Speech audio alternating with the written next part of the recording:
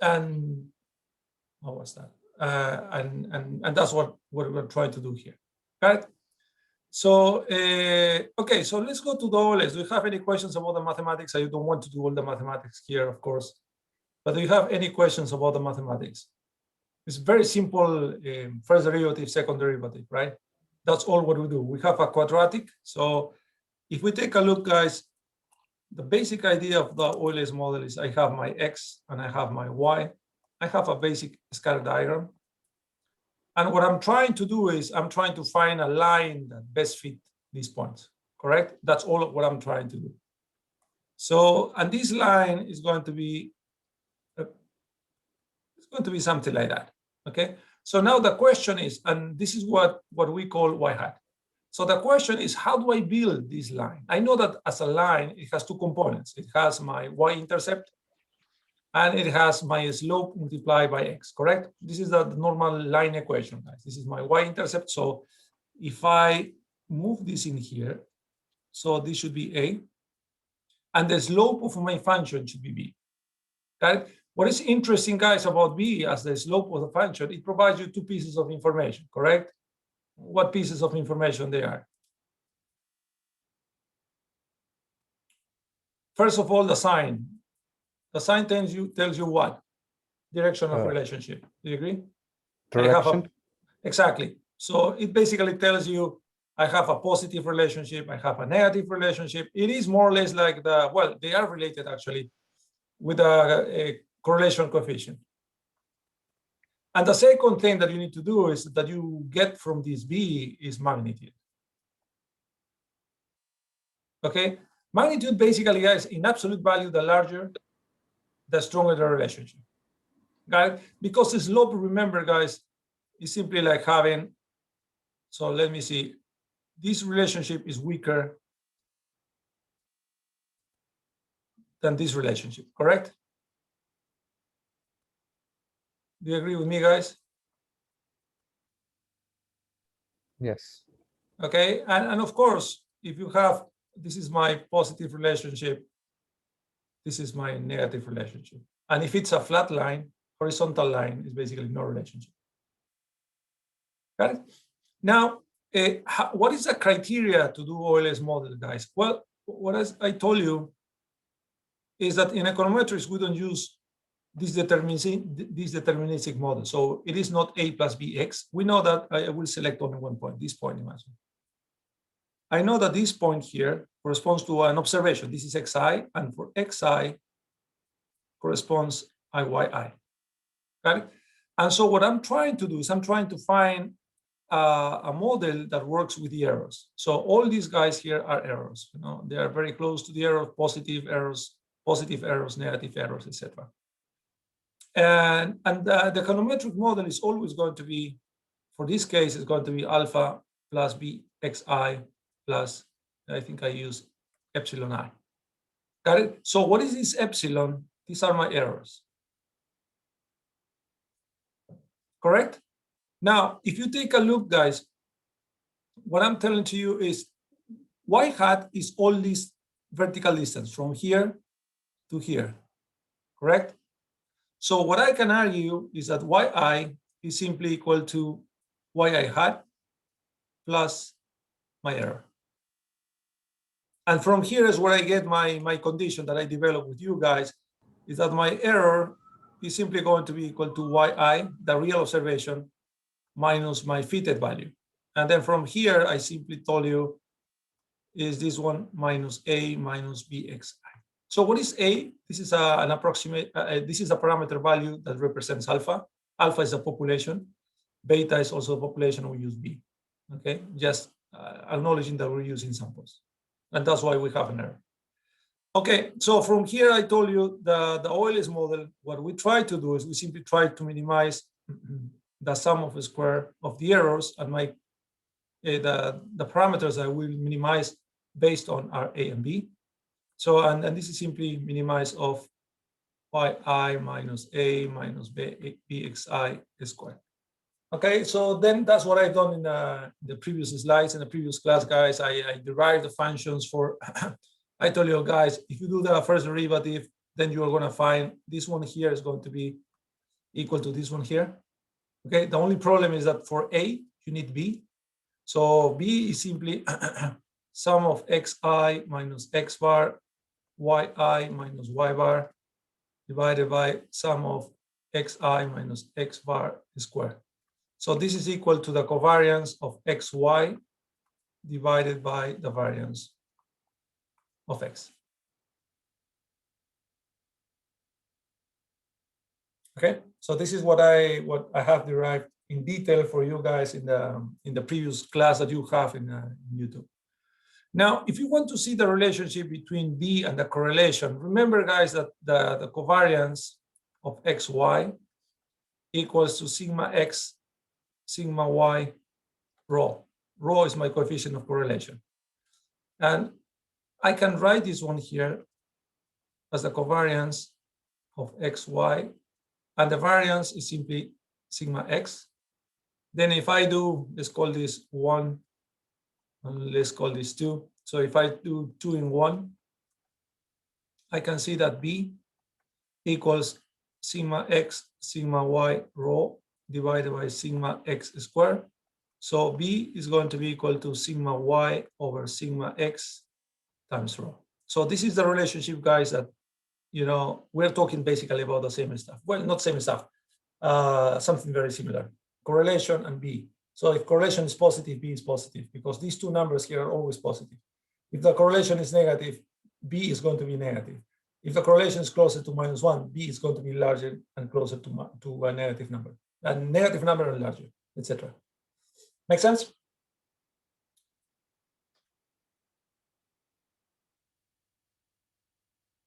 Questions, guys?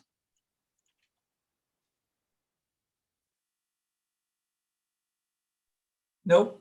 Professor, can you elaborate a little bit more on B and its relationship with covariances? Oh, here. So remember, this is the formula of the covariance, guys.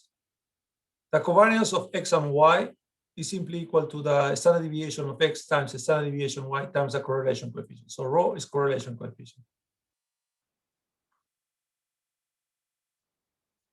Okay, so what I've done is I simply replace the covariance, instead of covariance xy, I brought sigma x, sigma y, this part here, rho, over sigma square x. I simplify the sigma x goes with 1. So you arrive to this formula. So what I'm trying to tell you here, guys, is that B is not unrelated to the correlation, because remember, the correlation also gives you this information, the sign and magnitude. Remember, we have done that in the past. And B is very similar to that. And B, mathematically, guys, simply represents the slope of the function, the slope of my line.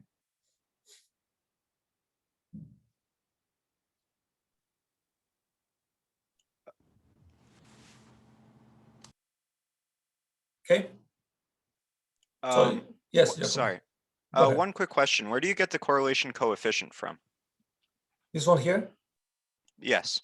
Yeah, well, if you remember the covariance, indeed is a covariance, the first thing we need to remember.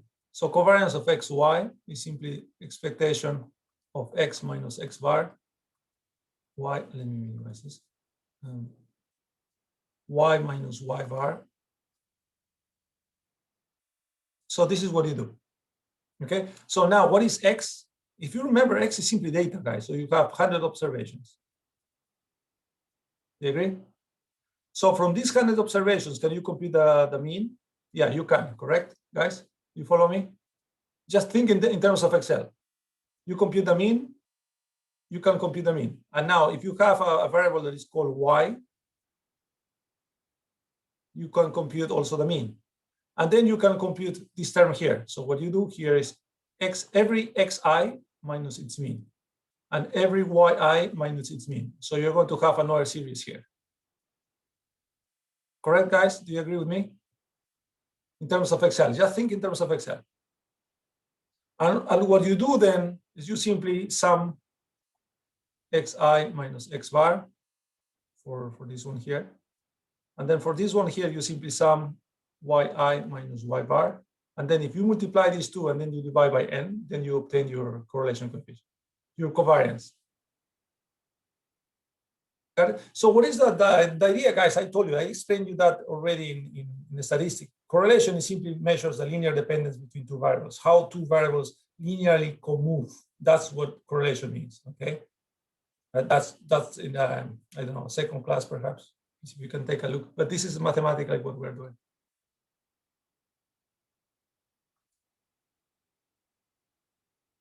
Okay, we are going to go into details with the Excel also. We're going to do a bunch of things that you are going to help you understand this model. Make sense, guys? Giacomo? Yes, thank you. Perfect. Okay, so now let's go into something more. Oh, there is someone.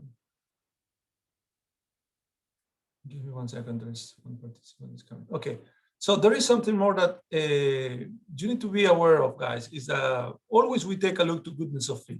Okay, it's how good my model has represented my data. Okay.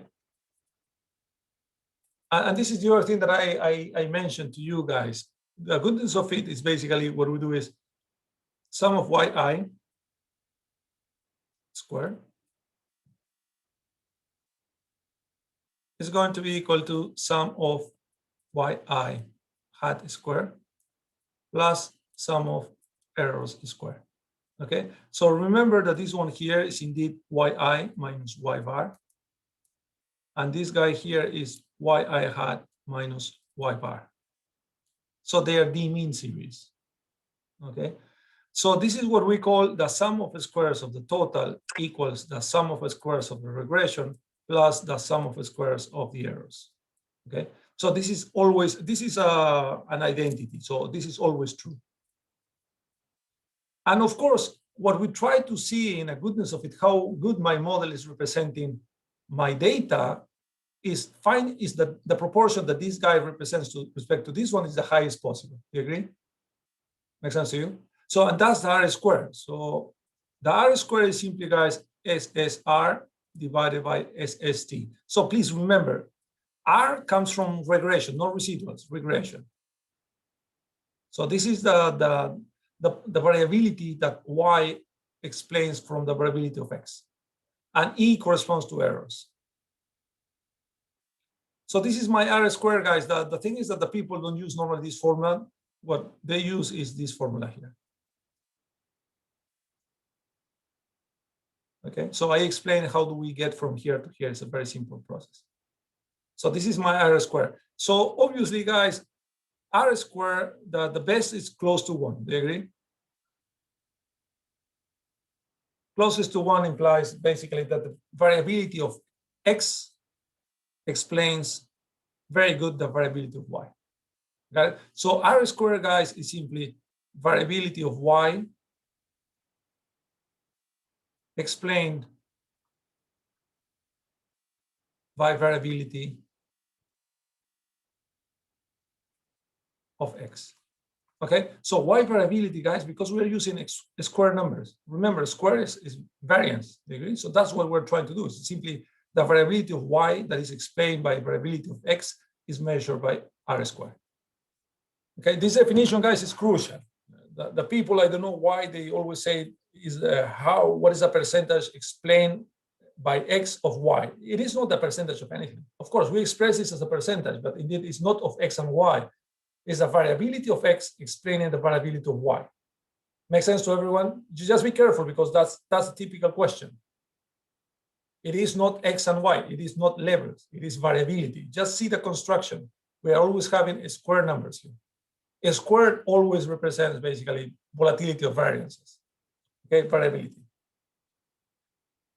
Now, as I mentioned to you in the video, guys, the problem with the R squared is that if you have very small number of observations, the R squared tends to be very high. Got it? It doesn't mean that it's a very good fit, but the number of observations is very, very small. The R squared tends to be close to 1. So instead of using the R squared just to control for small samples,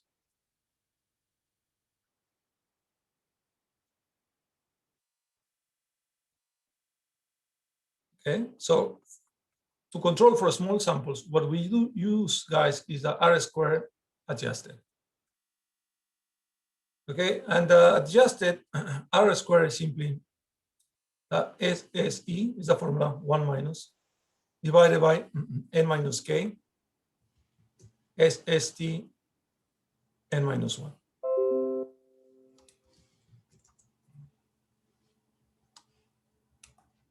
Okay, so what is n minus k? I will explain this in a minute.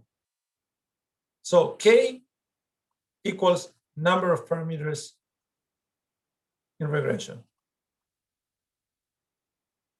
So alpha beta, for example, in my simple OLS model, number of parameters is k, that is equal to 2, alpha and beta.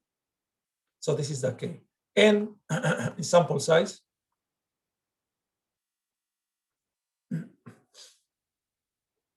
Okay. And the degrees of freedom of my errors are always n minus k. Because remember, for computing my errors, I use all the data, and the degrees of freedom that I lost are the variables a and b. This cannot change. Once they are estimated, they cannot change. So that's why I lose k degrees of freedom. In the case of the data, guys, the sum of total SST, the only degree of freedom that I lose is the mean. Okay, once I know the mean, I cannot do anything else. Remember, the R square adjusted, guys, is preferred when you have small samples. Correct? Now, how do you see that? Imagine that n is 10 and k is 2. So this is going to be 10 minus 2 is 8. 10 minus 1 is 9. Okay, so there's going to be a significant difference here. But if n is very large, so imagine it's 10,000, okay, and k equals 2. So 10,000 minus 2 is 9,998. And this number here is also 9,999. So these two numbers are going to be close to each other. So these two numbers are going to basically cancel out. And what do we get? We get the R square. Okay, so the R square, guys, adjusted R square is useful when you have small samples. And I will provide you some examples in a couple of minutes.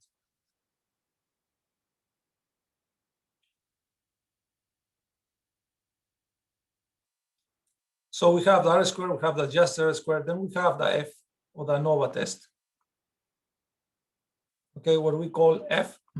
The F is going to be the SS regression divided by k minus 1. And let me see, a minus k, a minus 1 is k, yes, k minus 1 divided by SSE over n minus k.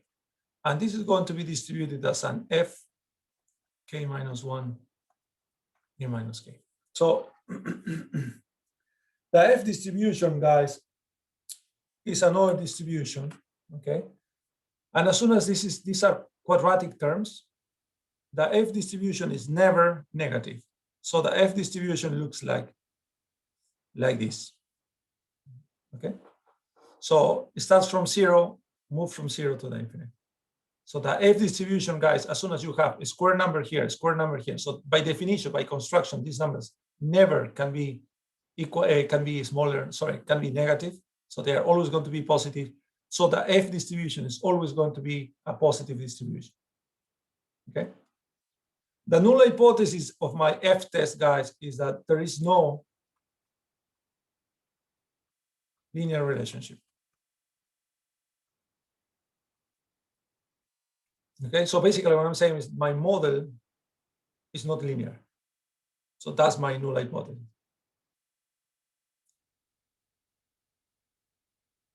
Got it? So let's do some very simple Excel. Guys, I sent you a couple of classes ago already some PDFs that represent some Excel examples. We're going to start working with one of them today, okay? And then you're going to have an assignment at the end of the class. Questions up to now? Nope. So all this is in detail, guys. So you can go and see all the details in the recording of that last class. Right? A quick question. When Yep. you say like a small sample size, right? Would that mean like a sample size like less than 30 or? Yeah, you know what? Yeah, you can use 30. You can. Yeah, you know what? I always have this problem in my research. Small sample is smaller than 250. Okay. Okay. In the statistics books, it's 30. I don't know why, but you know what? I'm happy if you And the people, let me tell you, in the industry also, 30 is a magical number. Okay, so if you say, oh, less than 30, or if you want to play safe, less than 100, so that's okay. So the people is going to understand that this is small. Guys, in finance, guys, we don't have this issue. Okay, in finance, as you're going to see later, R square or adjusted R square, we don't care because our sample sizes are very big. But however, you need to be able to understand why some people prefer to use R square adjusted. Okay? And why is that? It's because the sample size is small. That's it. That's the only reason. And you're going to see how different they are. Okay, guys, questions. So let me open Excel and let me show you Excel. I need to share.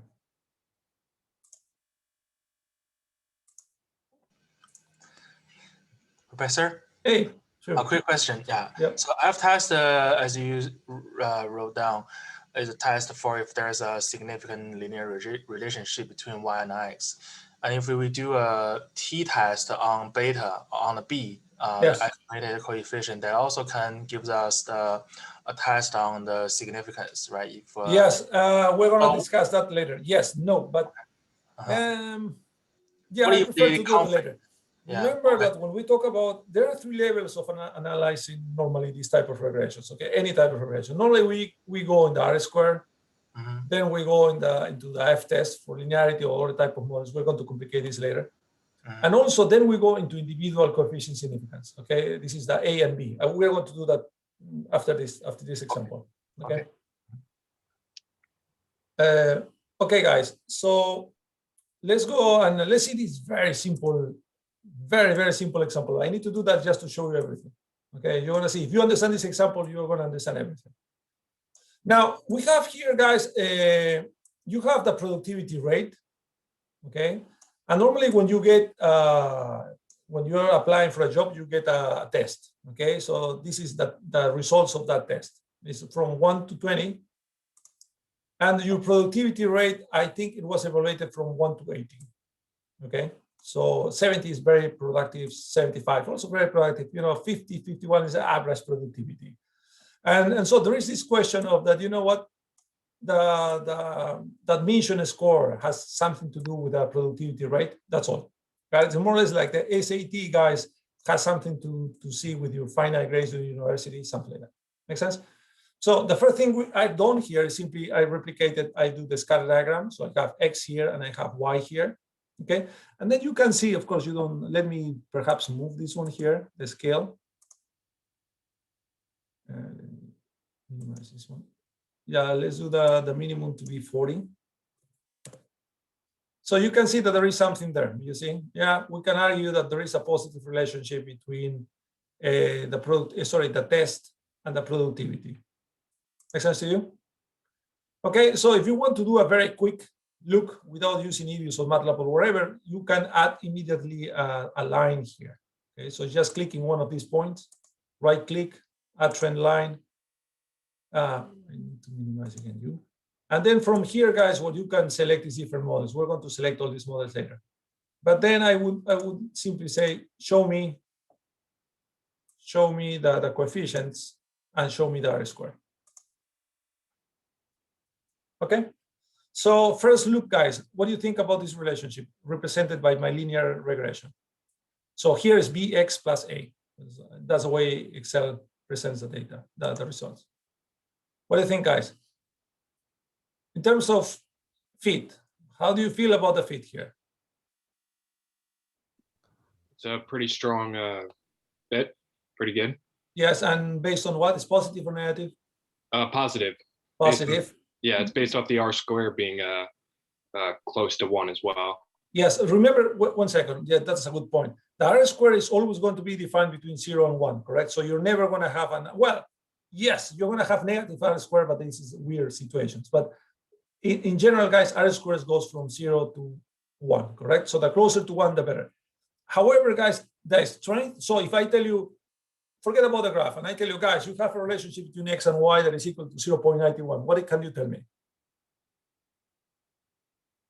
R squared is 0.91. Forget about the graph. What can you tell me about the relationship? Well, of course, it's strong, very strong. Do you agree? But can you tell me something about the direction of the relationship? So can you tell me very strong positive relationship, very strong negative relationship? No. Who's going to tell you that? The slope. Yeah, B. This number here, 3. Got it? It's clear, right? Someone can tell me what R squared, what is this 0.91 represents? It represents the fit, the fit matching the actual points that are on the graph. You're using levels. That's the point. Remember, the R squared doesn't measure levels. It measures variance or variability.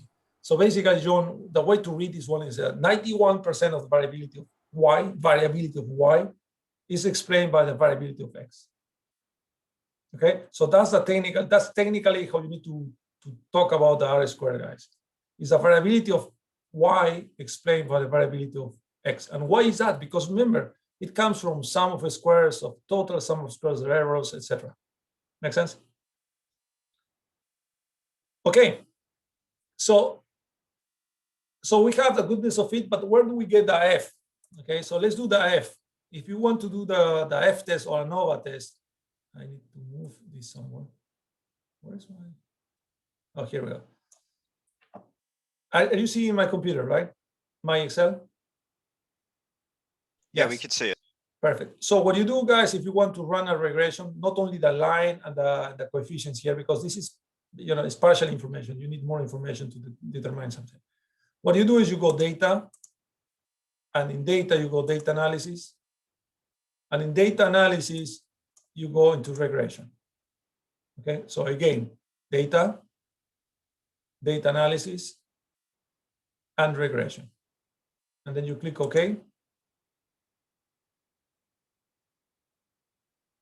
Oh, let's do this together. Can you do this very quickly?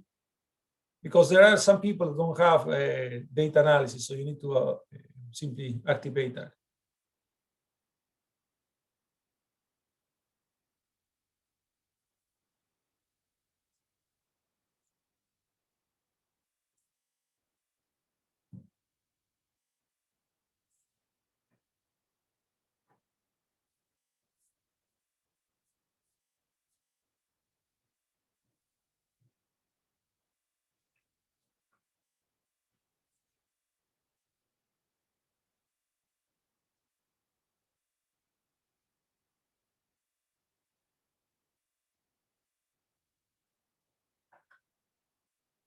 Ready?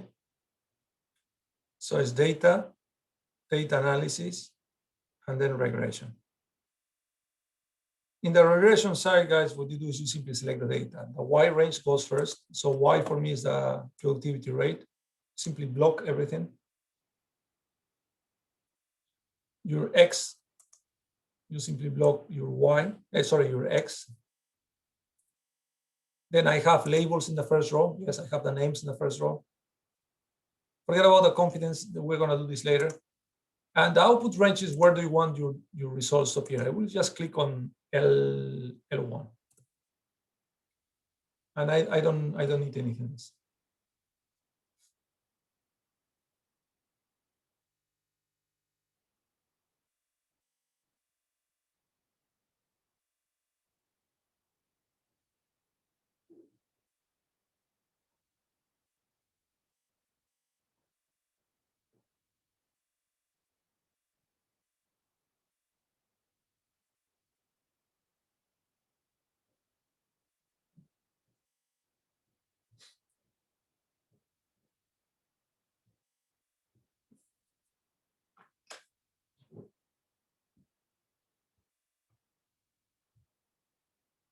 Are you with me?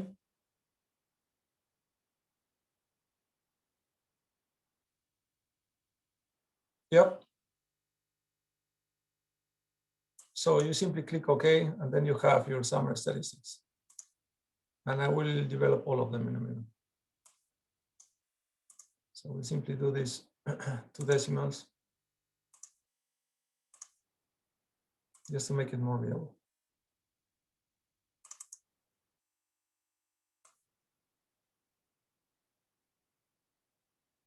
Do you see my results, guys? Do you get something similar?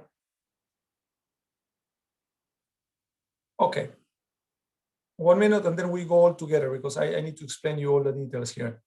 And if you can open your PDF file, guys, I have this is something that we want to do later. In the PDF file, I provide you the all this part here.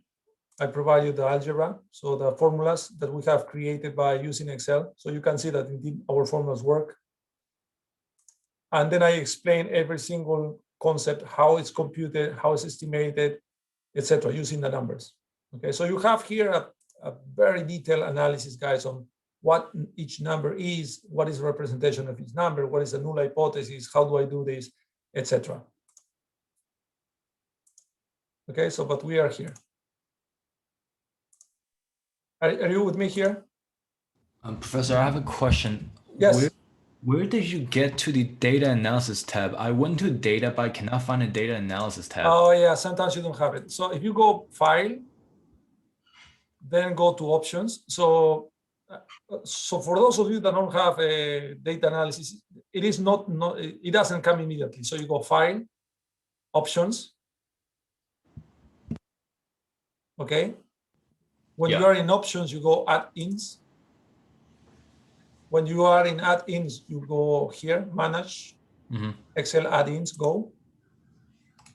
And then here you simply click analysis toolpack. If you can also click already on the solver add-in. Don't add the EBIUS add-in because it confuses everything at this point. Don't do that.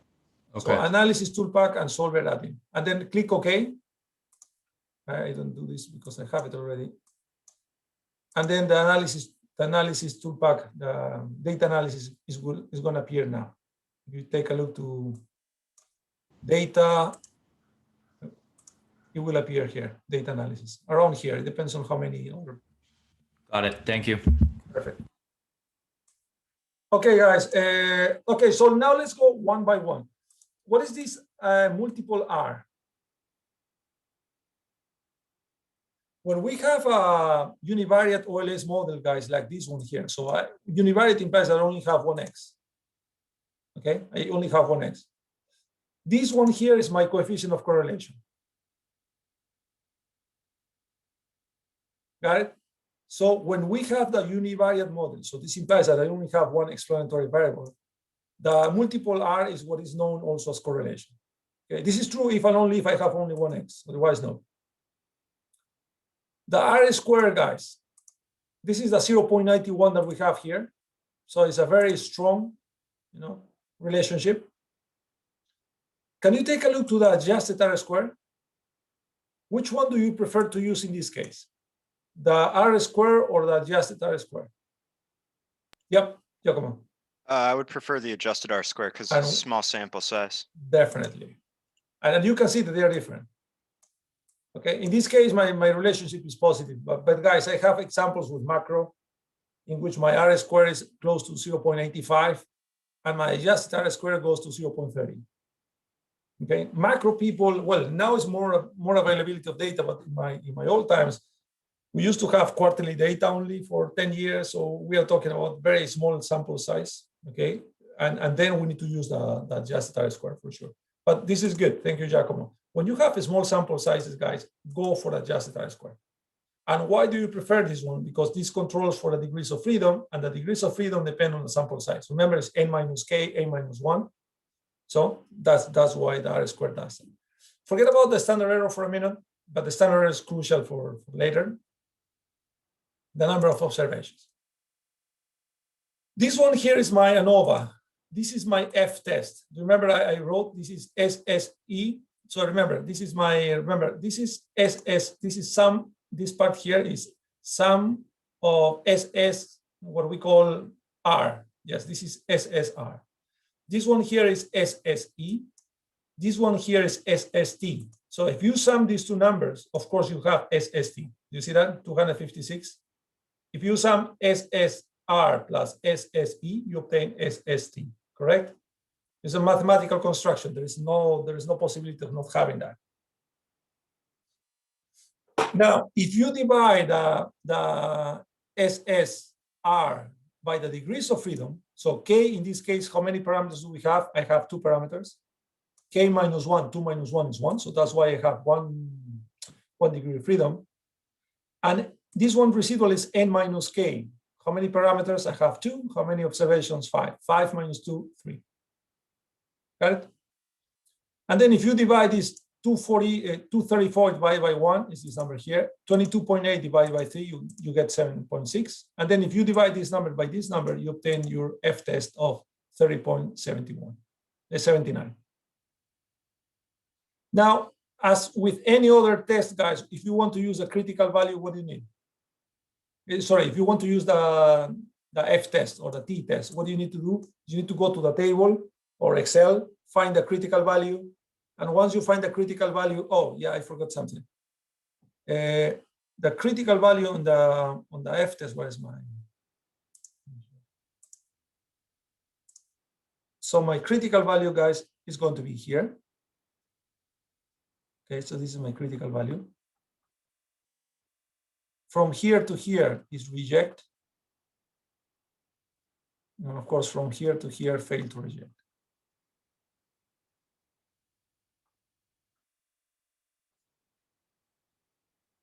Okay, so basically what you want is what, guys? The F test to be very large, do you agree? Because if it's very large, your F test is going to fall somewhere around here.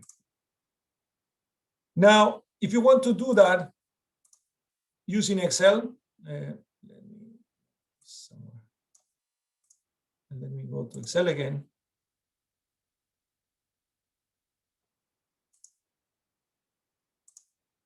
If you want to do that, I have shown you how to do that in Excel. Do you see my screen? Do you see my critical value using F distribution?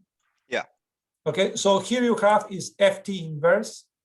5% is my significance level, so it's 0.025. What is 1? Oh, degree of freedom 1, k minus 1, n minus k is 3. So this is my critical value, guys, 17.44. Are you with me? Everyone is with me? If I want to use my F test, so if I want to use my, if I want to use this number here, I need to go to Excel and compute what is my critical value. My critical value equals 17. In which region are you? Rejection or fail to reject?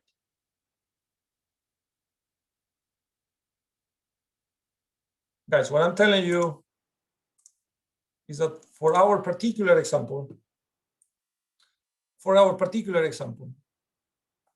my F test is 39. Do you agree? K minus 1 is 1, n minus k is 3. So this is my F. And my critical value equals 17 point something, the number that you have seen there. So given that your F test is 39, what do you do when you have the test? What you need to do, guys, is you simply plug it into the graph. Remember, this is exactly the same as T, as normal, as any other distribution. So that's the beauty about having practiced a little about your statistics. So what is your conclusion? Reject or fail to reject? Reject. Reject. Okay, so given these numbers, guys, I reject. What do you reject? The null hypothesis, correct? So what is my null hypothesis when I work with ANOVA? There is no linear relationship, rejected. So implies there is a linear relationship.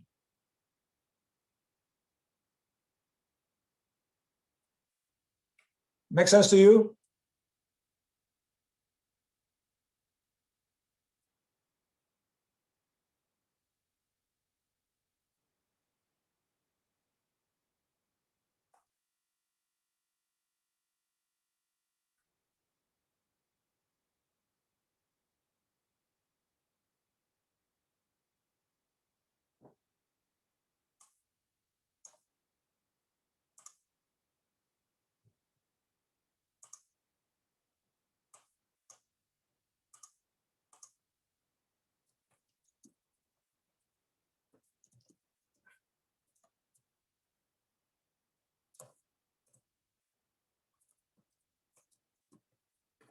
Questions, guys? Guys, I'm perhaps I'm running because I believe you know this stuff. Is someone not following this stuff? Someone is the first time that you are seeing these problems here. So everyone is following me. Okay. I mean, Professor, if you can slow down a little bit, that'd be Yes. great. Just because this is not my first time seeing it, but it has been a while. No problem. No problem. Professor. Yes. It's my first time seeing it too and following it okay, but only thing I think I'd just add, like when you were explaining the Excel, the metrics in Excel before. Yes. That I think, that would also be good to slow down a bit on. I was just going to rewatch the video a little later, but Yeah. either way, Yeah, no, I understand. So let's do this class very slow, so everyone can catch up. This one and the next one, because it's the class. The next one is going to be uses Excel, but you're gonna get it very quickly, guys. It's very simple. Okay, at least to run this stuff. Yeah, I will do that, John. What I was. I should add too, I'm getting it otherwise, even though I said this is my first time seeing some of this, but just the Excel operations is what I'd, if you want to slow down there too. That's... Yep. Yeah, got it. Yep. Fair enough. What I will tell you guys. Okay, so you need to understand, do you understand this process here? Do you understand this process? The math of this process. This is statistics, guys. Instead of using the T or the normal, what I'm using is the F. The F always is a positive distribution. Sorry, the domain goes from 0 to infinite. And my rejection zone is going to be always, normally we use 5%. So this is my alpha 0.05%.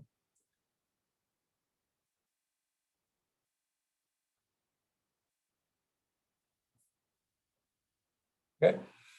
So if I want to use my 39, I need to find a critical value. Okay, again, I do that. I check what I got these numbers. So the 39 is, it's not 39, sorry, it's 30. 30.1, 30.78. This 30 here, it's not 39, it's 30. So if I want to use this number here, I need to know what is my critical value. Okay, so my critical value, guys, you have this material. So this is the mathematical formula for, sorry, the Excel formula for doing that. Okay, don't stress it, you can do that later, but you have here that the formula is FT inverse. 0.25 is that you divide by 2 the alpha, that's the way Excel works. 1 is the degree of freedom k minus 1, and 3 is n minus k. And if you do that, you obtain this number here, 17.44. So now you have 30, and then you have 17.44. So you basically have these points here. So I will modify this one here. It's not 39, it's 30. And this is 17. Now, as usual, guys, if your test falls in the rejection zone, you fail to reject the null hypothesis. Make sense? Failing to reject the null hypothesis, guys, in this case is good. Because what we are rejecting is that there is no linear relationship, thus should be linear relationship. So, and that's good.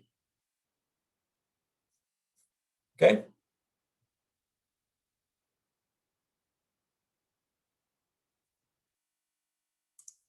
Let's go to the next part.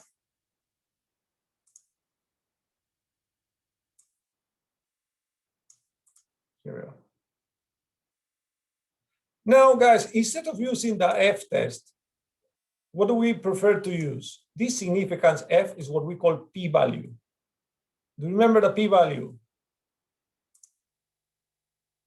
Guys, do you remember what is the concept of p-value? Guys? It's the probability associated with the F statistic. Exactly. It's simply the probability associated with a test. In this case, it's F, so it is a probability associated with the F distribution, with the F test.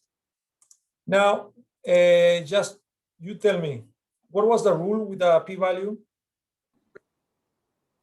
The p-value rule? if the p-value is something with respect to alpha. Alpha, guys, is the significance level. Okay, sometimes we confuse this with a y-intercept, but in this case, it's my significance level. So what is the relationship here in order to reject H0? So remember, guys, it is logic. Don't try to memorize things here. It is very logic. So if you're telling me that is the probability associated with this number, remember, like we did in probabilities, guys, is that the p-value follows the direction of the null hypothesis, this part here, of the rejection zone, sorry, not null hypothesis. So my p-value should be the probability that represents this red region here. Agree with me or not? Agree. Agree. So just by the graph, when the p-value is smaller than alpha, so alpha is this part here, what do we do? Where are we? In the rejection zone or non-rejection zone? If it's smaller than in the non-rejection zone. Are you sure? I thought so. No. Take a look to the graph. Smaller implies that this red zone is contained by this black zone. Do you agree? So this implies that we are in where? We're in here. Do you agree with me, guys? So the rule never changes. Okay, please, never changes. If it's the F, the T, the normal, whatever distribution you are using, if the p-value is smaller than alpha, so this implies that we are in the region that corresponds to the rejection zone. So we reject H0.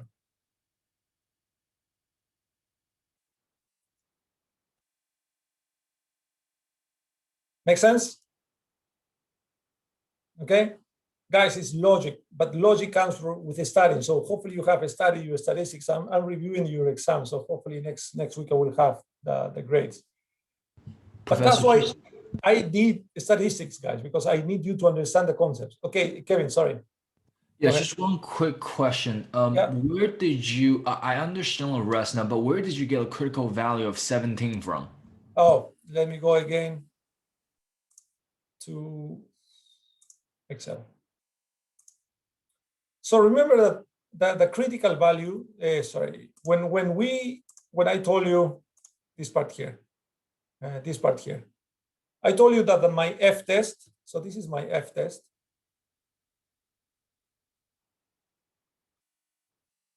is distributed as an F with degrees of freedom k minus 1, n minus k. Do you agree?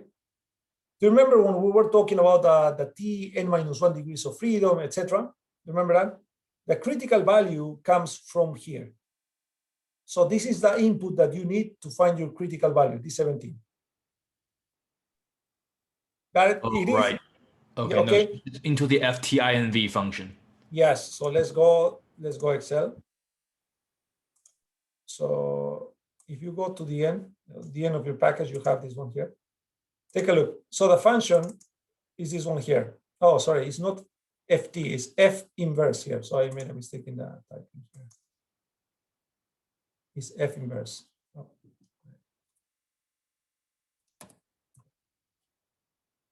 So you just go here, take a look. Let's do F2. This is my inverse. Always inverse provides the critical values. Norm inverse, T inverse, all what is inv implies critical values. So what I need to input is what? 0.025 is half of alpha. That's the way MATLAB, that's the way Excel works. Okay, if you go to eViews, all of them work with alpha. But in any case, Excel uses 0.025. What is this 1? This is K1. What is this 3? This is n minus k. Make sense? You simply replace the values, and then you obtain the critical value equals 17.44. Is now clear? Perfect. Perfect, perfect, perfect. So now, let's continue here. Is the p-value clear? Perfect, okay? And so why the p-value? Why I stress the p-value, guys? Because is the p-value the one that we are normally going to use? Of course, it is good for you to know the critical values, et cetera, et cetera, et cetera. But in real life, guys, you don't have time to do that, okay? Well, you can have time, but why are you gonna do that just by looking at this number, you can have your decision. Do you agree? So I simply take a look to this number, 0.012. Oh, great. Is it smaller than alpha, 0.05? Yes. I reject my null hypothesis. What is my null hypothesis? That there is no linear relationship. So this is good that I'm rejecting this null hypothesis. Because what I'm saying is that what I'm failing to reject is that there is a linear relationship. So my X and Y relationship that is linear holds.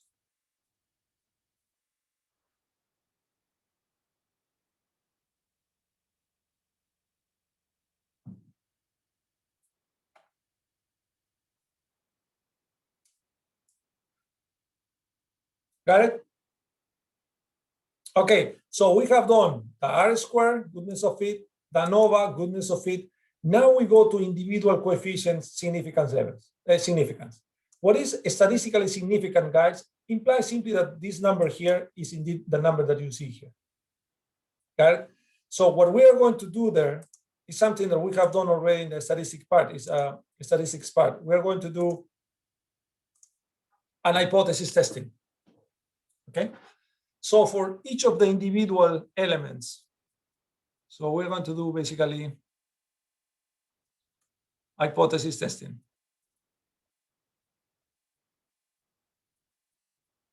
My null hypothesis, okay, I will do two. I assume that alpha equals 0 versus alpha is different from 0. If it's different from 0, implies that is statistically significant. This is the word that you're going to be hearing all the time. If it's 0, simply statistically not significant, we simply can remove it from the question, basically. What is the test that we're going to use here, guys, is my t-test. You know this test. In this case, it's going to be a minus 0. So a comes from my regression. So remember, guys, we have y hat equals a plus bx. So remember, this is my coefficient a and b are the ones that we have in Excel. So my test is going to be this one divided by the standard error of a. Okay, so this is for the intercept. And if you want to do the test for the slope, I believe that the slope is 0 versus the slope is different from 0. My test is the same, it's t-test. And it's simply p, this coefficient, minus 0. 0, remember, is my hypothesis value. Okay, it can be 1 also. We're going to see that in English. It can be 1. I have an hypothesis. You know what? Elasticity of substitution should be equal to 1. For example, you can test that, but in my regular analysis of significance is simply equal to 0, divided by the standard error of E. Got it? So this was my step 1, remember? What was step 2 in hypothesis testing? Step 2, guys. You have to graph it out. Graph. Exactly. What distribution do we use here? What distribution do we use here? T. T. Yeah, that's why it's called T. And remember, we use the T distribution because we don't know the population variance, agree? But we can know the population, the sample variance or the sample standard deviation. So, and so my T, remember, guys, that differs from the normal in the tails. And the tails are going to be more fatter than the normal distribution if the degrees of freedom are what? Smaller or larger?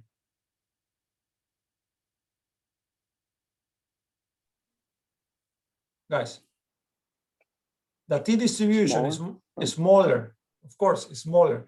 If the degrees of freedom are small, the difference between the normal and the T are stronger. The T has stronger or thick tails compared to the normal. Well, in this case, of course, the T distribution is going to be completely different than the normal distribution because my sample size is equal to 5. You agree? So, and then from here, what I do is I have my critical values. I need to find my critical values, alpha over 2 alpha over 2 is this one here. And normally we use, guys, a 0.05. So this implies that this is 0.025. And the same here.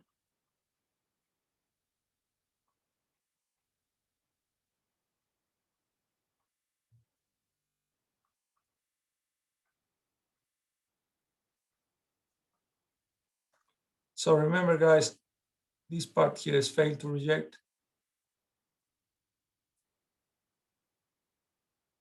Why do we have two tails? Guys, why do we have two tails? It's a non-directional test. Exactly, because this one here is a non-directional test.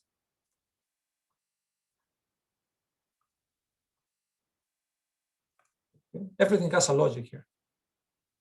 Okay, so my critical values, guys, are going to be what? A t with what?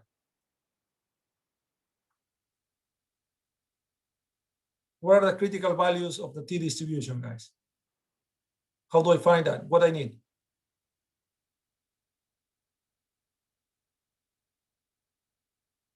What? Guys, we just took the quiz one last week. Why have you forgot that? James? Alpha and T inverse.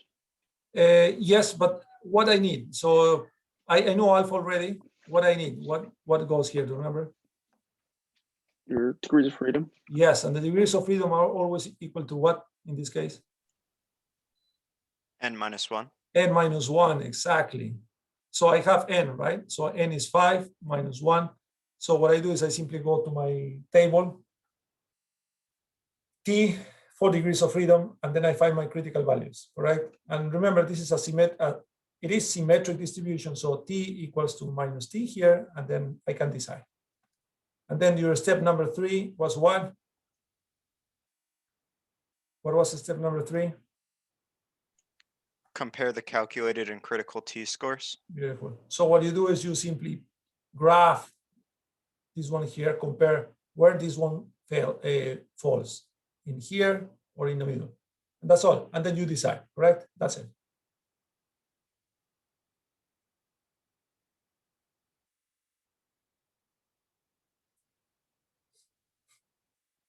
Make sense to you? Okay, so copy and then we can go into Excel again.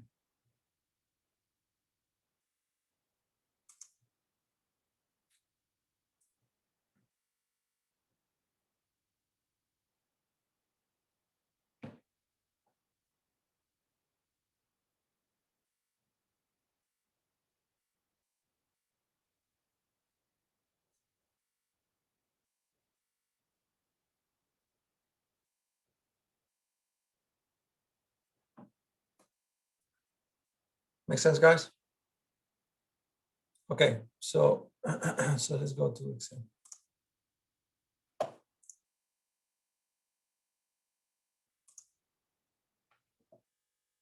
So what is my null hypothesis here? My null hypothesis here is going to be that my intercept equals 0 versus non-zero versus A. So if I remember, can you check these numbers in 19.2 and 3? So let me take a picture here so I can go into my document. 1 second.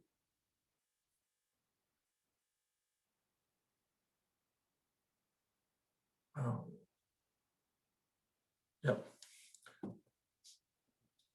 So let me go back to my whiteboard.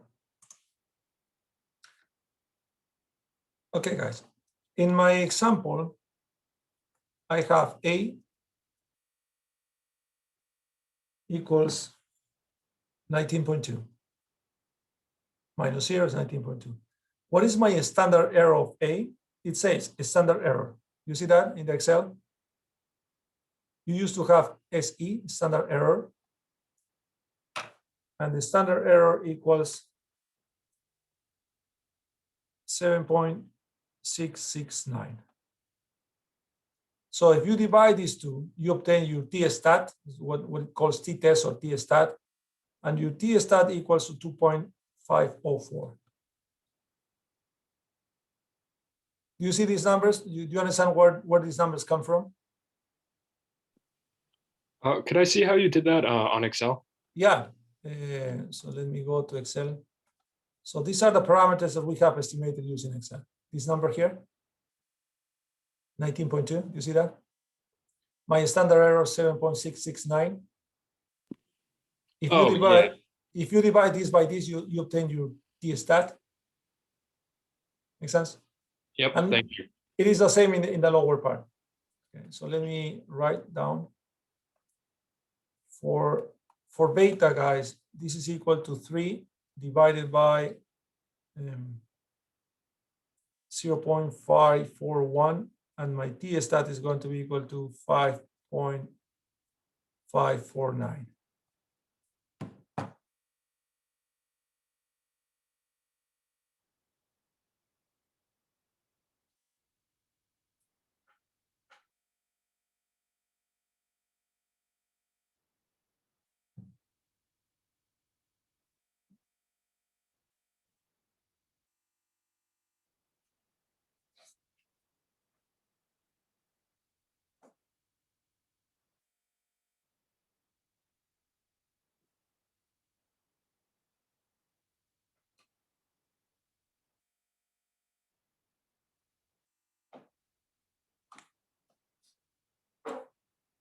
Okay, so we know also how to use, guys, if I want to use this number here, I need to find the t critical, correct? Can you find that using Excel? You know that. Can you find the critical value with 4 degrees of freedom? T, 4 degrees of freedom, 0.025.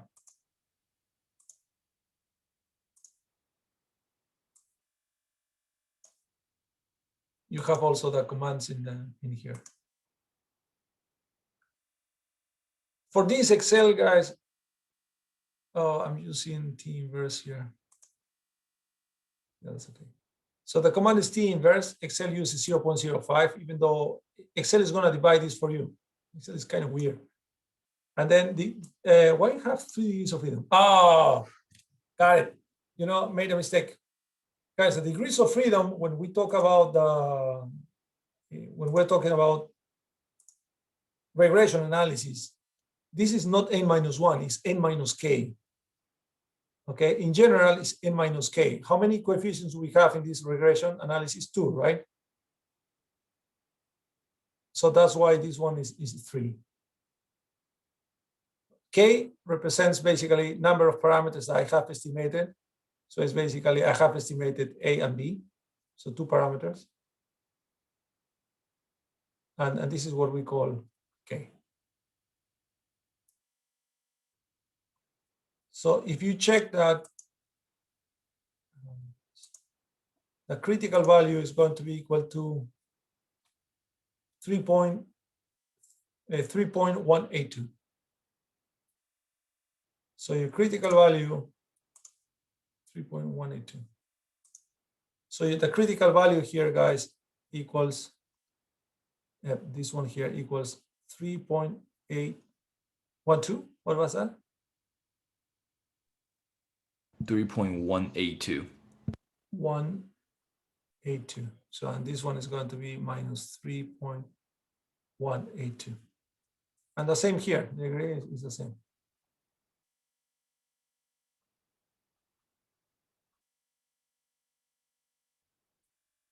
Perfect. Now, let's focus on alpha. What I do in the step number 3 is take a look to where this falls. This falls here. Correct?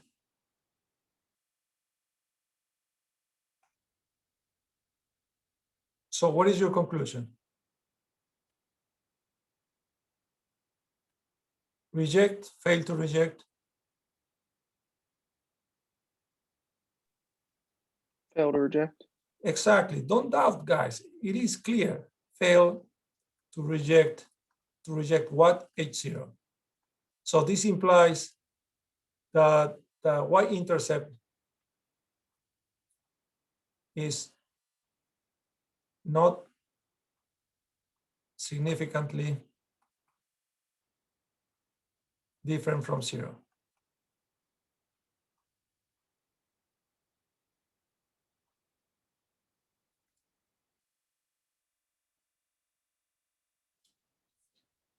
Makes sense? And this is something that should call your attention, guys. It's 19.2. So you see the number is 19.2. Come on, how this number cannot be different from 0?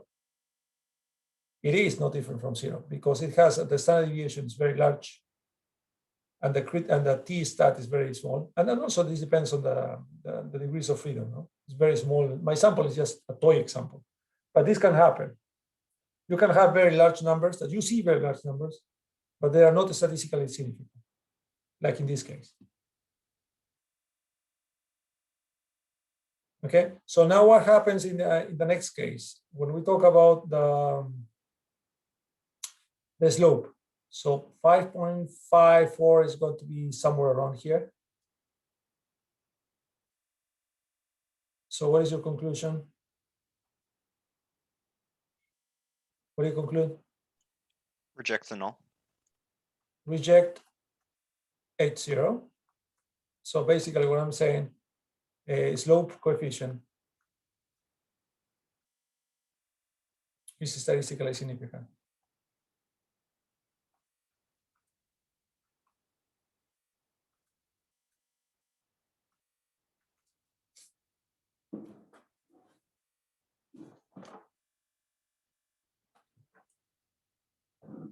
Make sense to everyone?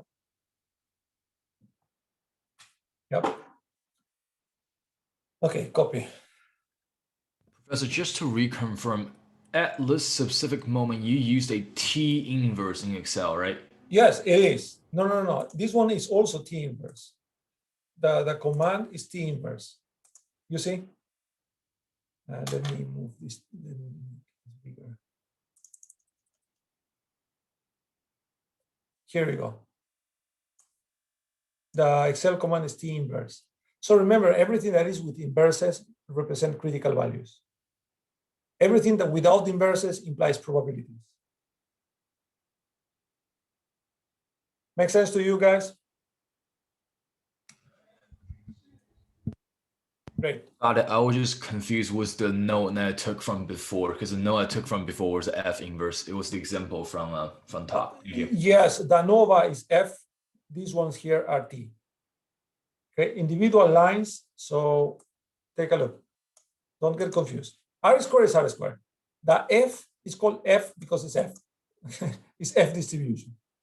These ones here, one by one, you do it using the T distribution. Okay, so for this one here, you use the F distribution. For this one here, you use the T distribution. Make sense to everyone? Good.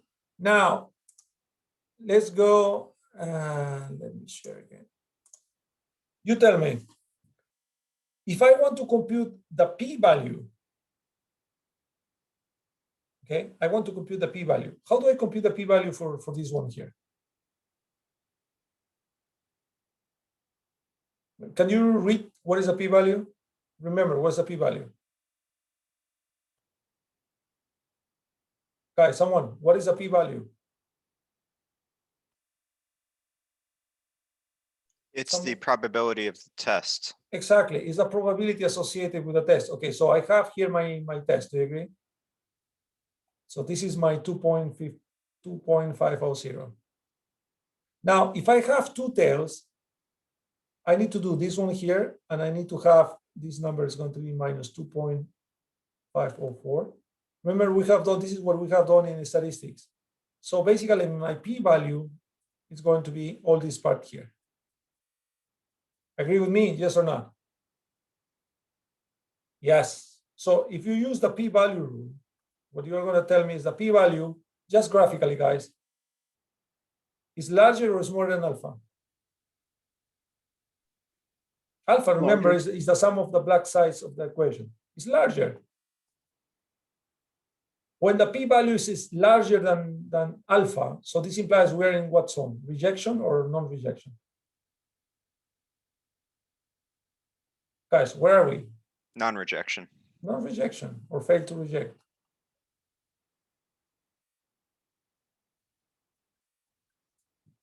And goes in hand with this one here, fail to reject. Now, how do you compute the p-value of the slope? Do you agree? It's going to be here. I need to, this is 5.549. I need to compute another minus 5.549. And then my p-value is going to be the sum of this region here with this region here, correct? Now, how is this p-value going to be? We're going to see the exact values later, but how is this p-value with respect to alpha? Is what? Smaller or larger? P-value is technically smaller, so reject. Exactly. Larger. Yeah. Definitely. It's smaller because you see the orange region versus the black region. The orange is smaller than the black, definitely. So you simply reject. It's here. And they talk to each other.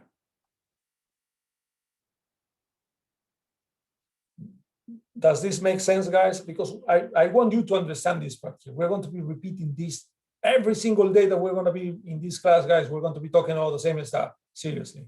The model is going to change, but the definition of how do I reject, not reject, never going to change, never. It's clear to everyone? Okay, so now let me go to Excel and then we can see the exact values. And of course, we use the p-values instead of the t-stats. Do you agree? Makes sense to you? Yeah, because the p-value gives me immediately the result. Imagine, this is my alpha is 0.05. This is 0.08. What is your conclusion? Reject, not reject?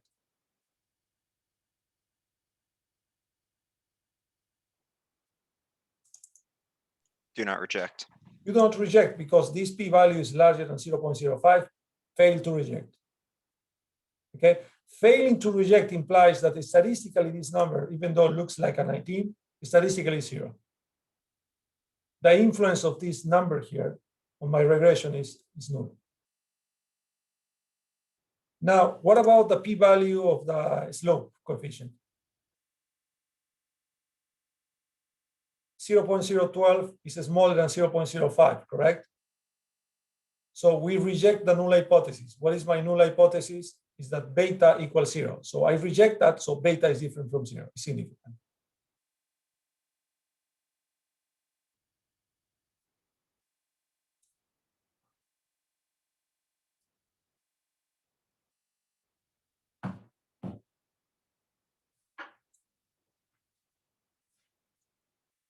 Do you agree? Good.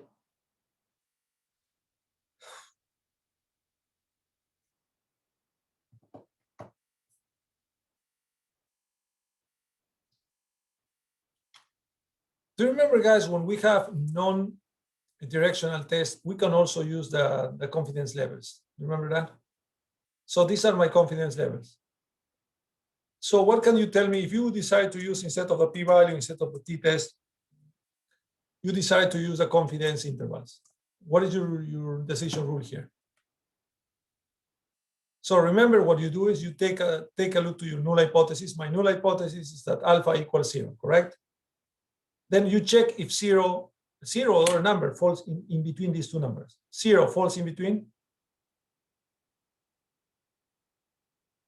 Is 0 between minus 5.2 and 43?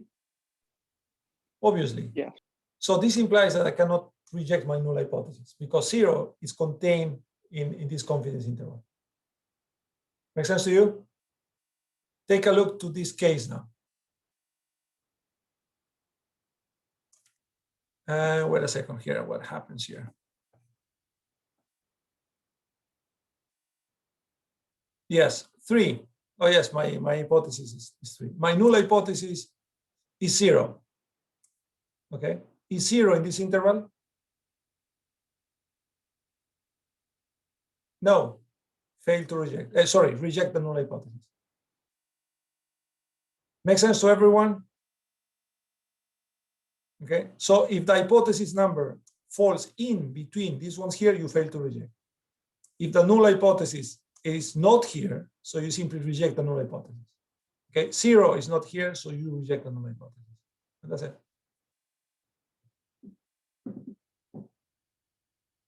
Make sense? Okay, questions?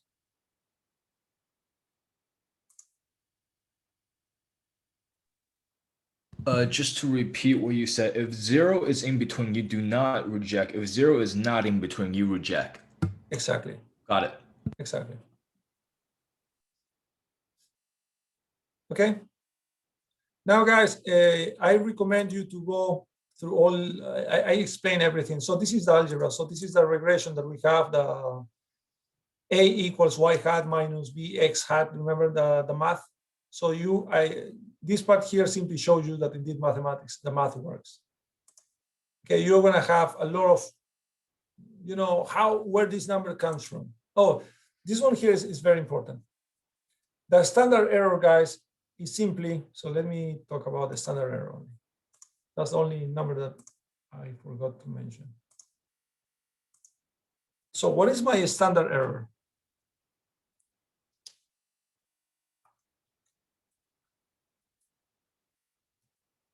What is called is xy. Sorry, they normally call yx. It's simply the standard error of the regression.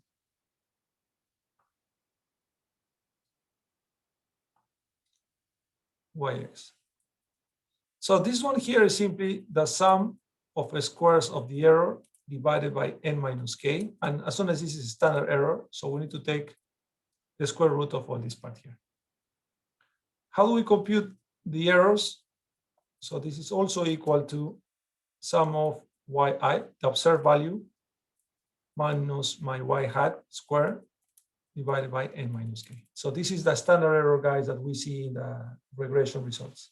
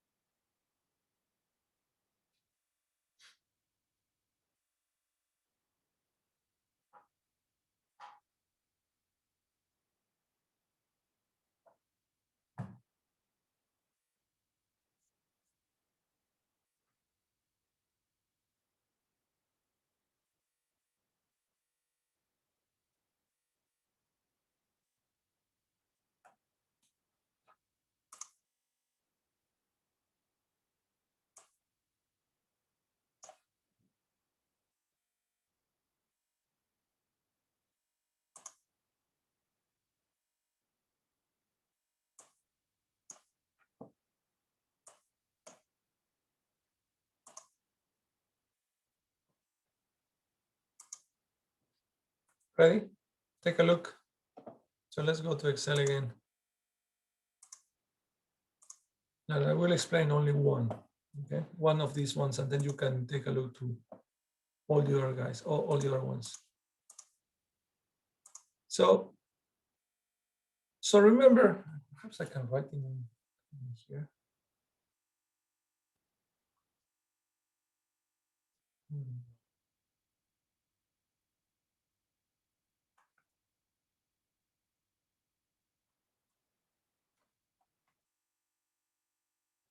Oh, this is good. A equals y hat minus b x hat. No, it doesn't write like that. Okay, good try. So remember, guys, that when we did, I will just do one because you can test that all later. Remember, we arrived to this regression here. So this formula here and this formula here. Okay, so these are the formulas for finding the coefficients. Okay, and that's what I show you in the Excel file. So you have x, the mean of x, y, the mean of y minus its mean. So what I do, is simply every single number minus the mean. Correct, guys? And you do the same for all of them. Then you do x minus its mean. And then I simply multiply y mean times x mean. So this implies I multiply this times this. You see where I'm going, right?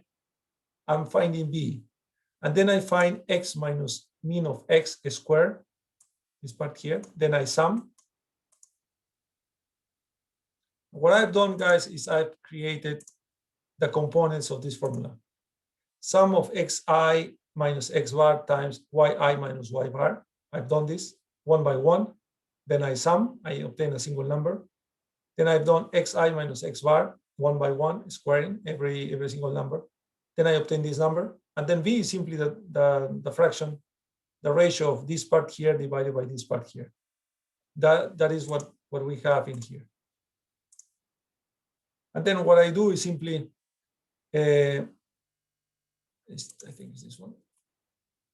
Yes, what I do is simply, I divide 78 divided by 26. I obtain my 3. Remember the 3x. My slope was 3. I obtain my 3.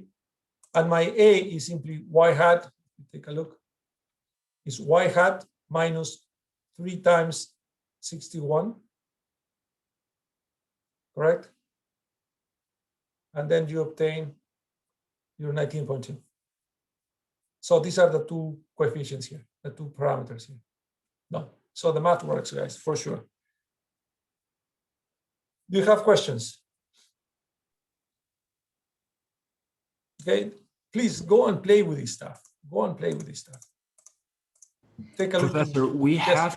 we have your printout of all these files. Is it possible we can have the actual file itself? No, because you know why no? Because you need to replicate this stuff. This is part of your quiz. So what you need to do, guys, and that's why I have invested a lot of time on creating these bubbles. You see the bubbles? You see that? So I'm guiding you. So do this, do this, do this, do this. There is no best way, guys, to learn something by doing. Okay, so this part here that you need to replicate is the material that you have.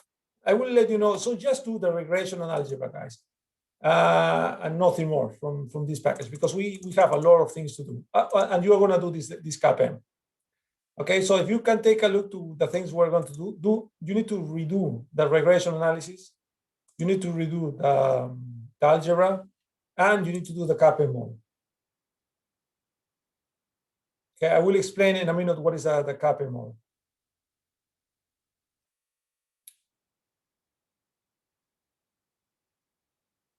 Okay, do it. Okay, please do it. And then you are going to get it. I'll say, oh yeah, I understand how this works.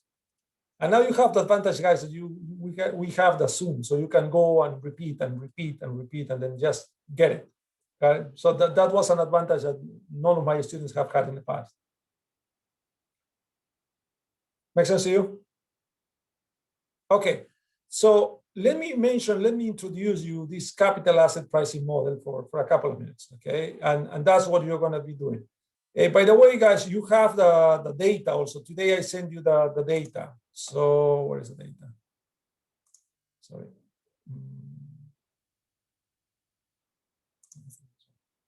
You have this file. Can you verify that you have this file, please? It's called simple linear reg data. Do you have that file? I sent it in the morning just to be sure that you have it. Yep, do you have it? Perfect. Yeah. In that file, guys, you have the data already. The data is this one here. So we have adjusted prices for IBM, and then you have the close prices of SP 500. Okay, so these are prices, and what we need to do is we need to transform these prices first into returns, and then we run the model. Let me explain the model very quickly. Where's my?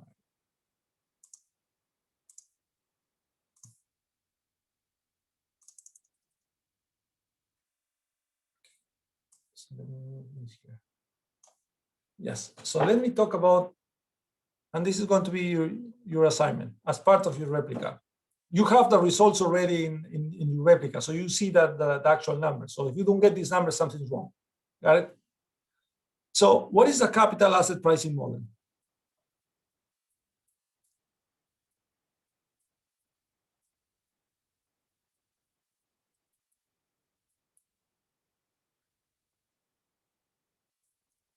This is the famous CAPM. This, guys, is one of the benchmark models in finance also, okay? The people know that it fails a lot, but they use them like a benchmark. What is my capital asset pricing model telling me? Okay, something like that.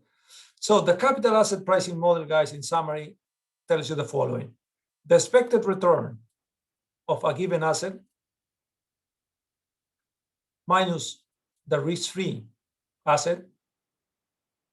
So this is called the risk premium.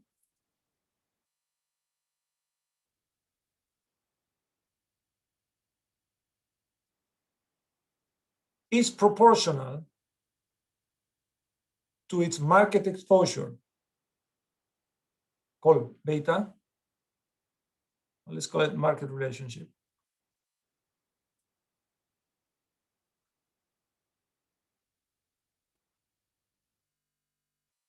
To the market returns. So this is return of asset I. This is return of the market. M comes from market.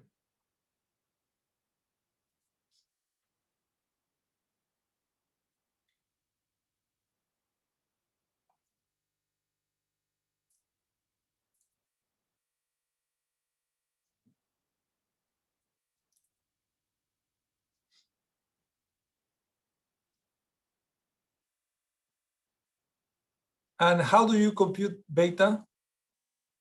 Is the covariance of the asset I, returns of asset I with the market divided by the variance of the market.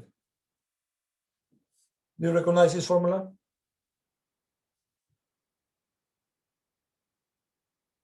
Is our beta, is the OLS beta? Yes or no?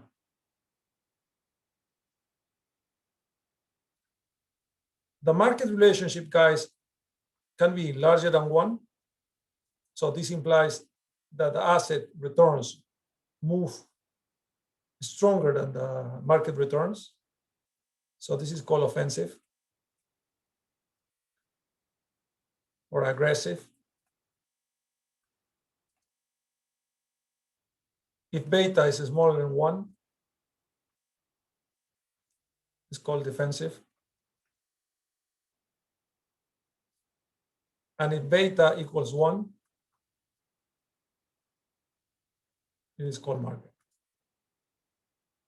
Okay. Why market, guys? What is the beta of the market?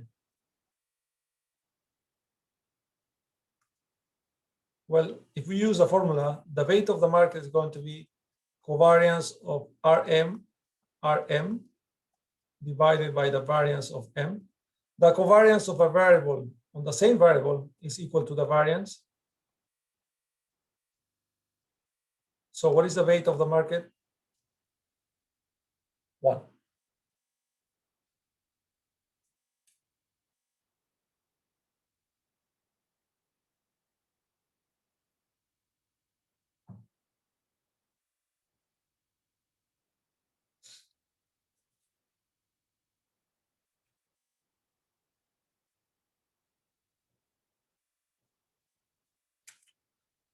So let me draw a graph that is extremely useful.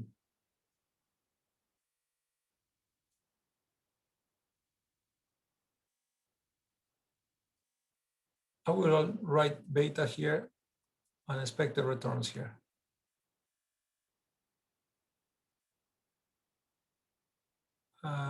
What is the beta of the risk-free? What is the relationship between the risk-free rate and the market? 0, do you agree? They are not related. The risk-free is by definition independent. So that's why my risk-free is going to be around here. Now, when beta equals 1, this represents what? The expected return of what?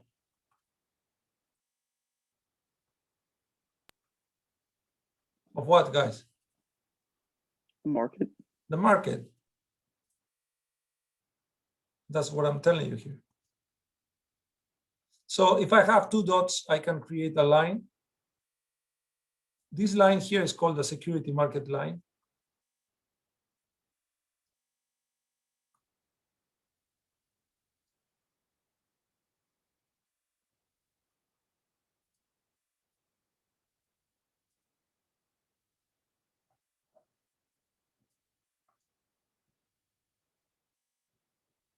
Okay, copy, and then we do one example.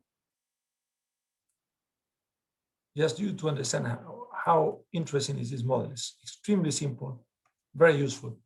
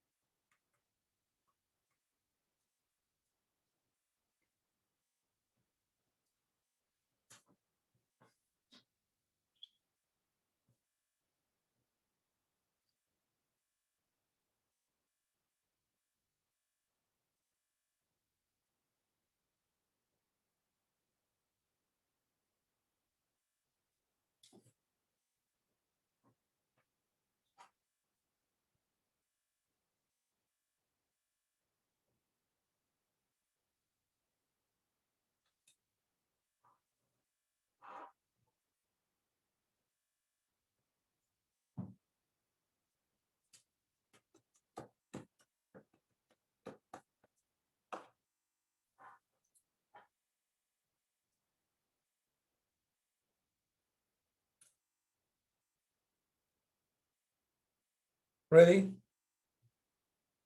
Okay, pay attention, guys, and you are going to understand why this model is the benchmark for the market in real life. So we know that when beta equals 1, we have the expected return of the market. So assume that you have a portfolio, sorry, an asset, Apple, for example. The beta of Apple is 1.2. I'm just setting this number. You can get this number because you just go to a journal or CNBC, for example. You can get all the betas. The betas are publicly available. You can compute the expected returns, and this is part of the class. I will show you how to compute the expected returns. Okay, different models to compute that. But one way of computing the expected return is simply taking the average. During the last year, what is my average? Okay, this can be my expected return. Right? So my question is the following, guys. Knowing that the beta is 1.2 of this particular asset, knowing that the market produces or provides you with a 10% annual return and the risk-free equals 3%, what is the expected return that you are going to have from Amazon? Okay, that's a question. It's a valid question. It's a very useful question. You have, this is data. This can be the Fed rates, almost zero. Well, zero, actually. This one here last year has been crazy. It's almost 20 something. Right? And this beta comes from observations. So what is my expected return, guys, according to my CAPM model? Well, it's going to be equal to, I will move the RF, I will move RF to the other side. It's going to be 0.03 plus 1.2, 0.1 minus 0.03. Do you agree? I'm simply replacing that in my formula. So according to this one here, my expected return is going to be equal to, let me see, 0.03 plus 1.2 and multiplies.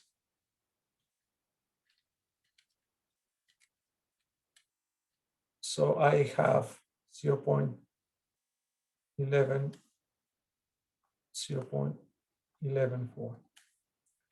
So basically this number here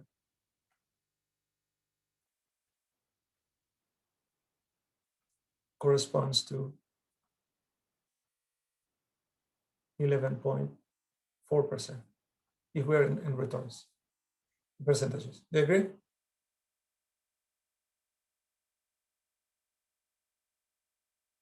Make sense? Okay, so pay attention. So this is my theory. What happens, guys, that if in real life, I observe, this is real life, I observe that my real return for asset I equals 14%.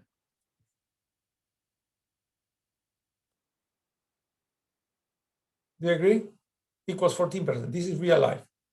How do we call this part here?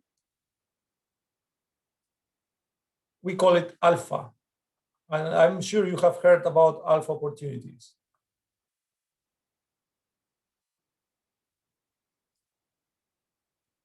Okay, alpha can be positive or negative also, so you can see. But alpha normally is understood as a positive value.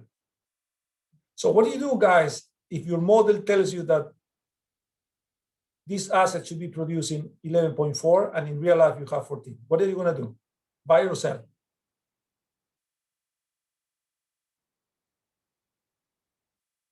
Guys, what do you do? Buy. Buy. Of course you buy.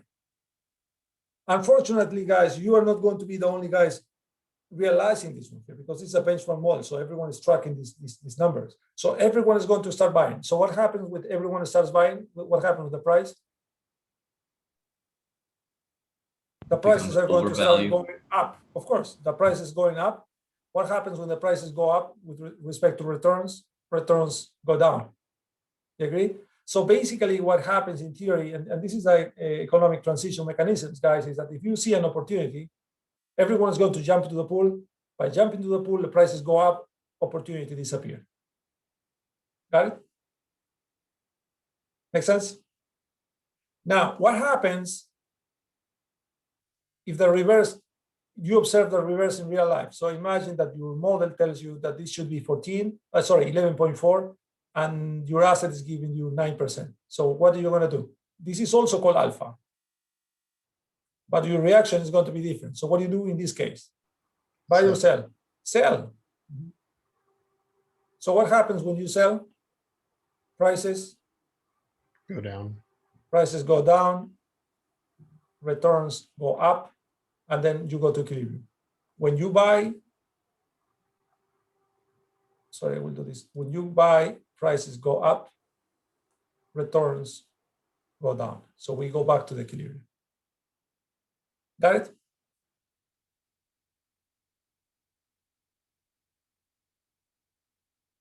Make sense?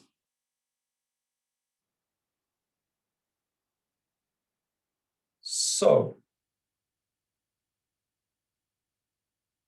guys, in your example, in this equation here,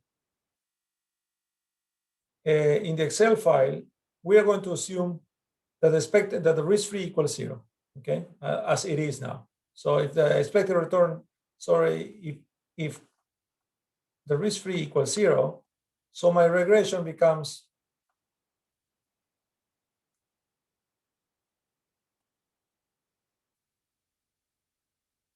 this one here, correct? Make sense? How do I test, and how do I test, guys, if there are alpha opportunities?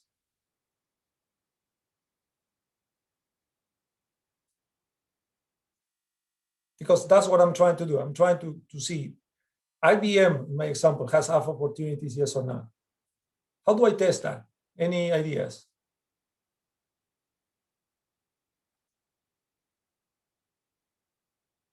Guys, do you see this regression here? If I call this Y and I call this X, so Y equals beta X, do you agree?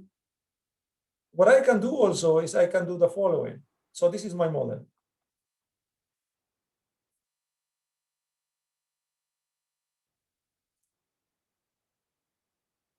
Agree with me?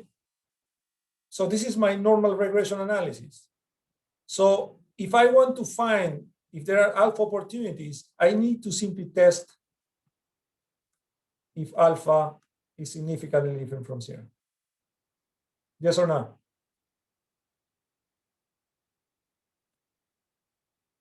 Guys, do you agree? So you have Y, that is your expected return. You have X, that is your expected return of the market. Okay. Then you compute the regression, like we have done in class with only 5 observations. Now you're going to have a bunch of observations.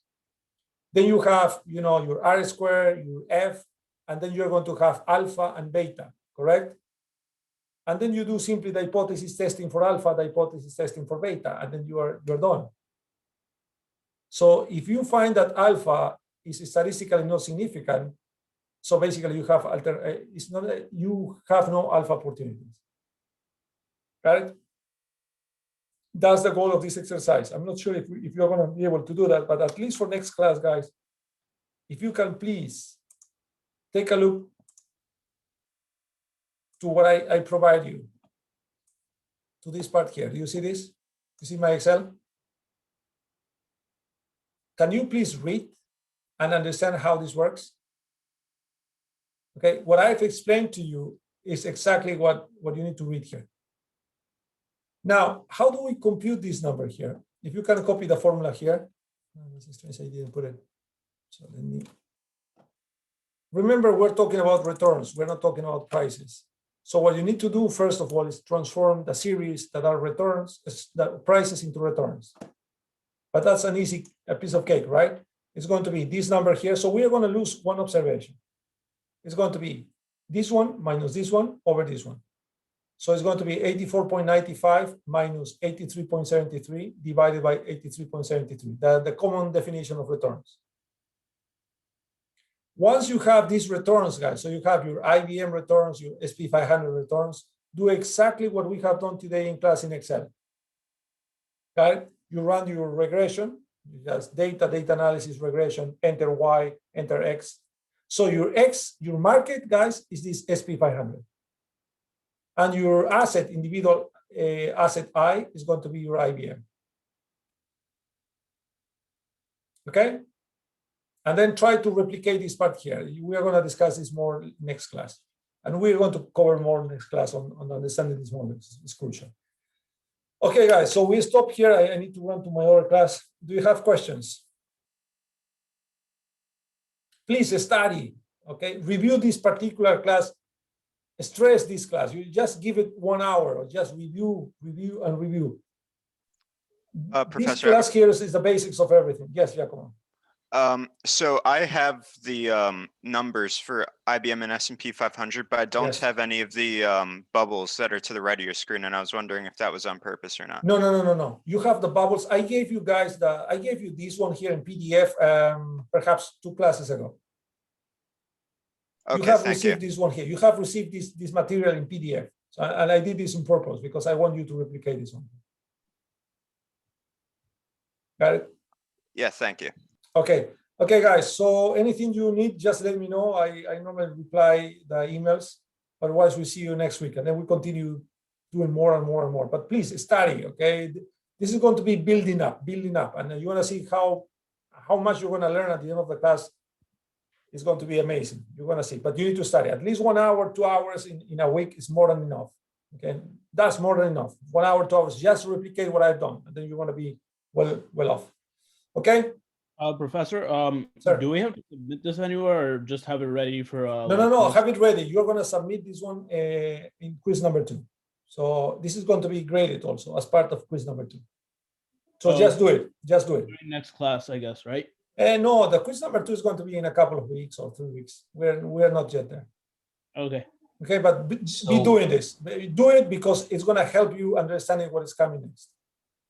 Okay, so are we not submitting this before next class, or? No, you don't submit anything until 2 or 3 more weeks in advance. 2 or 3 weeks in the future.